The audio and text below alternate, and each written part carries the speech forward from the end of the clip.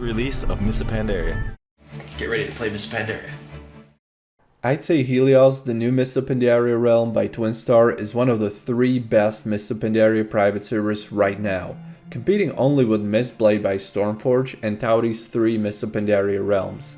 Although none of these 3, Twinstar, Stormforge or Taudi, is perfect. In this video I will go in depth through my experience playing countless hours since February 12th when Mists of Pandaria prepatch dropped on Helios. If you want to know more about the other Mists of Pandaria alternatives, there are many videos I have made on them, including reviews and comparisons, most of which are still up to date. It's been 2 months and a half since we got the first Mists of Pandaria content on Twinstar, starting with a pre-patch that lasted until the very end of March.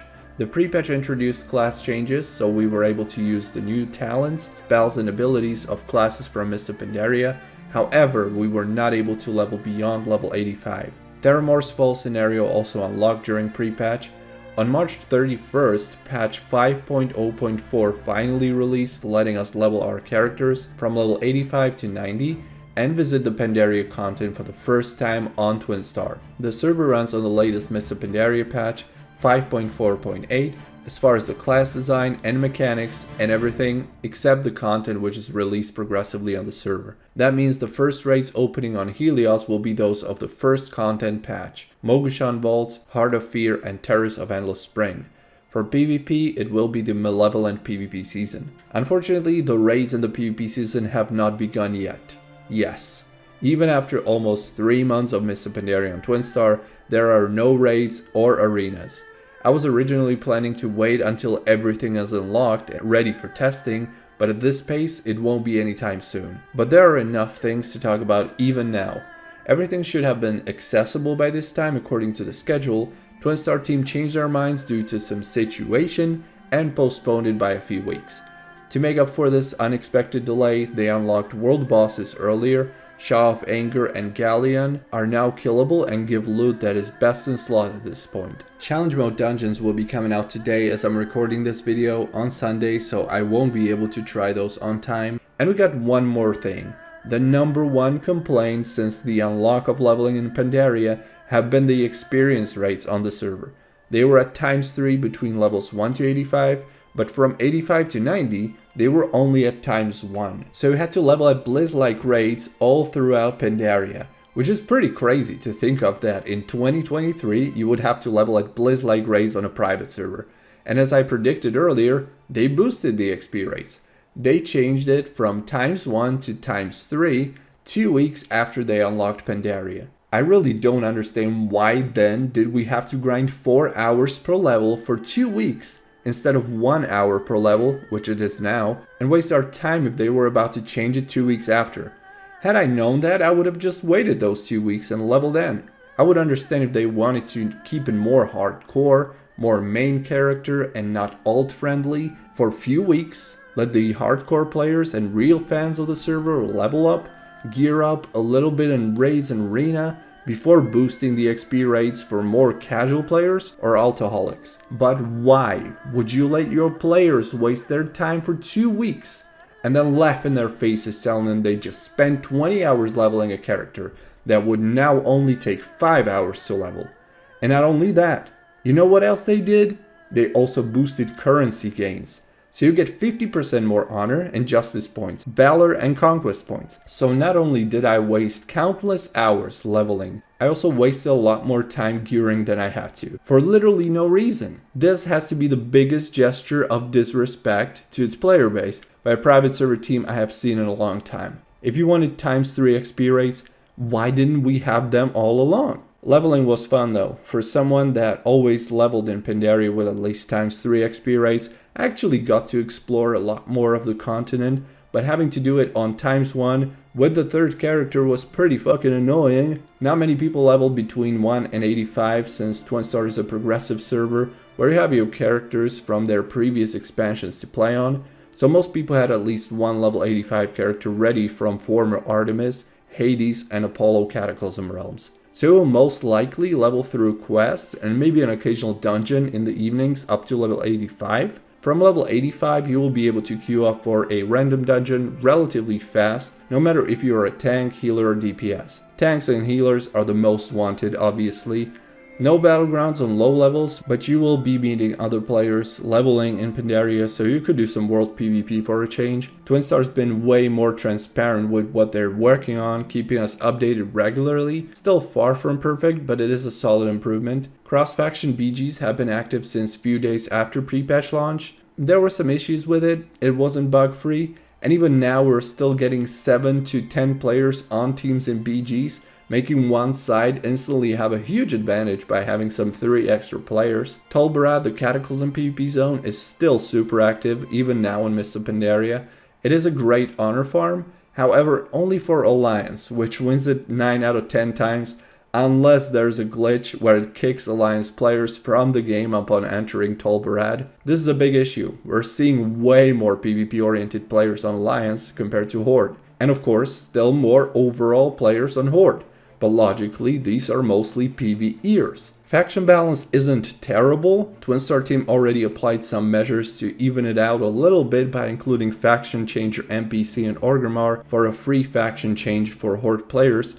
However, this doesn't fix the issue with environment imbalance. If you're gonna have 50 to 50 Alliance to Horde ratio, but have 100% PvP players on Alliance and 0% PvP players on Horde, while having almost no PvE guilds on Alliance, players will have a terrible experience playing on the server. I don't know if it's that difficult to realize this is an issue, and I believe there is a simple fix. Why not just increase the honor gains for Horde and increase justice point gains for Alliance? This way you promote playing PvP on Horde and PvE on Alliance. I myself would roll the other faction if I was to get ×2 currency gains, depending on if I want to PvP or PvE. The Tolbarad fights and potentially Wintergrasp roughly every 3 hours, and random BGs are pretty much all the PvP you can do at this point. BGs only pop at max level and only between afternoons and midnight, and it's 1 or 2 battle groups in battlegrounds at the same time, pretty comparable to Mistblade, although there is much more content available in Mistblade and most people are already geared there. Don't expect any BGs in the mornings on Helios. You could maybe queue up for arena war games if you wanted to, but why? What I miss, especially since Mists of Pandaria, is a dedicated duel zone where everyone would gather and fight each other. The introduction of a new continent and a new capital makes people even more scattered around the world, so you will rarely come across people willing to fight you. It's not like Wrath of Lich King with Dalaran Stockades or Cataclysm with Elven Forest and Durotar, where you would always have people to fight with. But again, so that I'm being fair, Twinstar team finally gave us cooldown reset on spells and duels in Elven Forest and Durotar during the pre-patch, thanks to which I had a ton of fun playing on the pre-patch. For PvE, you can do normal and heroic dungeons. All the dungeons I have tried worked pretty much flawlessly, but I've heard from people that there were some issues with Scarlet Monastery Heroic Dungeon for instance. That one never popped up for me, so I can't tell from my own experience. There have been many bug fixes pushed during these almost 3 months, so many things that were bugged on launch have been fixed since. For those thinking Twinstar's Mists of Pandaria would have been worth the wait because it would likely be the best scripted Mists of Pandaria experience, I would still give the award for the best scripted Mists of Pandaria to Towdy and Stormforge. And that is logical since Towdy has been on this expansion for many years and Stormforge got their core, so it is an unfair comparison, but still, some people had unrealistic expectations from Twinstar. I'd say it's still a very solid scripted server, no real issues that would annoy me too much, mostly just smaller bugs with the battleground chart not showing kills, some WoW errors, or an occasional crash. But the server's been really stable over the course of the last 3 months. Of course there were some spikes where it would crash more around the launch time and so on, but overall, considering everything, it wasn't too bad. But it wasn't too good either.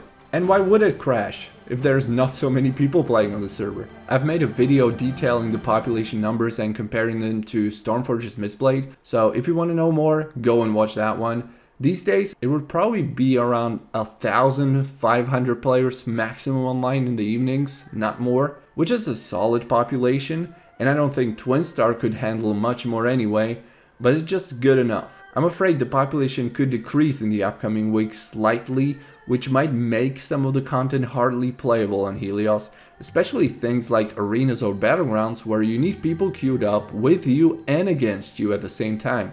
Ideally different groups of people and not just the same team over and over again. PvEers should still be fine since getting a 5-man or 10-man group for dungeons and raids isn't really that big of an issue even in a server with under 1,000 players. What is really strange though are the latency numbers. You don't really have delay in game, at least not too often, but the latency is like twice or 3 times as high as on other private servers for some reason. I don't know if Twinstar just tries to save every cent on the server provider and that is why the server won't handle bigger loads of players and has this kind of latency or what the reason is. But it doesn't look good if a new player looks at latency and sees 100 plus if on Tauti he has 20. I've tried different realm lists and it's mostly the same with every single one of them. Something that I didn't expect to be as big of an issue as it is the language. Twinstar originally started as a Czechoslovak server. Only 5 years ago, with the introduction of Hades Cataclysm realm, it became more international friendly. But there are still many people from the old days, and the truth is not all of them can even speak English. That's why it can be really difficult to communicate with players in groups. It happened to me a few times that I started speaking English automatically, assuming people would understand, only to be ignored by what seemed to be Czech and Slovak players in my group. So even though I speak all those languages, it's hard to tell which is the right one to use in that specific situation. As far as I know, in World Chat there are 3 official languages you can speak: English, Czech and Slovak, and global chat is English only. The only cross-faction gameplay there is on Twinstar are battlegrounds. The hard-fought cross-faction in BGs that we got during Apollo 3's Cataclysm. I would definitely welcome a full cross-faction similar to Whitemane, where you'd have cross-faction guilds, but also dungeon and raid groups, and even arenas. I keep repeating myself, but there is no place for these kinds of barriers in WoW in 2023. Especially not on a server that barely has a population for these things. You can also skill professions, plant herbs in your own garden in Pandaria. You can even farm most old raids and dungeons for transmog, mounts and achievements, since it's all really well scripted on Twinstar. You can pet battle if you're a weirdo. Twinstar also has a really nice website including Armory, PvP ladders and a lot more. Very fair donate options. You can buy cosmetics, toys, tabards, mounts and pets. Twinstar is a really good private server project. It was my very first ever World of Warcraft server I played on, and I'm really glad I chose this one. The reasons why I still keep coming back to it include first and foremost its longevity. You don't really find server that has existed for over a decade with no wipes, without deleting your characters, where you are still able to play with the character you created 10 years ago on an active realm and on a progressive private server project. It's not always so active, and I hope they can keep people interested in playing on the server. That will be the biggest challenge, because it's not that hard to create a hype, it's harder to keep the players long term. And if Helios was bad, I wouldn't have played on it for probably like 100 hours since the Mists of Pandaria pre-patch. I'm very critical of the server, but it's coming from a good place, knowing the potential Twinstar has, which they have proved a few times over the years. If you want to know about some of the other reasons why people choose Helios over Mistblade, or vice versa, you can check the other videos I did on them. And as always, comment section is a place where you can share your own experience on Twinstar, Stormforge, or wherever else you play. Thanks for watching, see you soon. Press the like.